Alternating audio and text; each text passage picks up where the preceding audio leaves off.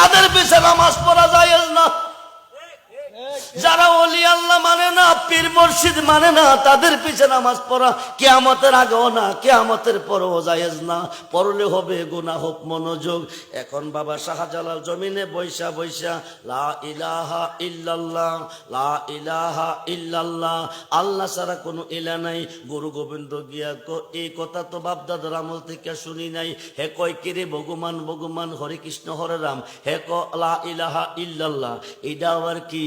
কম এই তুই কার নাম জপস? ক আল্লাহর নাম জপি, যিনি এই জমিনের মালিক। সুবহানাল্লাহ বলেন। হায় কাই এই তুই আল্লাহর নাম জপতেছে, লা ইলাহা ইল্লাল্লাহ, আল্লাহ ছাড়া কোনো ইলা নাই, আল্লাহ ছাড়া কোনো প্রভু নাই, আল্লাহ ছাড়া কোনো মাবুদ নাই। গুরু গোবিন্দ ক কার জমিনে বইয়া কার গান গাছ? শাহজালাল ক যার জমিনে বইছি তার গান গাই। গুরু গোবিন্দ ক আমার গান গাইতেইব, হরে রাম হরে কৃষ্ণ ভগবান কইতেইব। ক না কইলে কি করবি? ক পেট্রোল ডালাম, পুইরা ছাই কইরা দিয়াম। শাহজালাল ক তাইলে লাগা দেহি কার মালিকের কি ক্ষমতা আছে। খুব মনোযোগ দেন। এবার পেট্রোল ডালছে, আগুন লাগাইছে, শাহজালালকে পুইরা ছাই করব, আগুন দৌড়াইতেছে পড়তো গুরু গোবিন্দ। গুরু গোবিন্দ দৌড়াইয়া চলে গেছে জ্যোতিষের কাছে।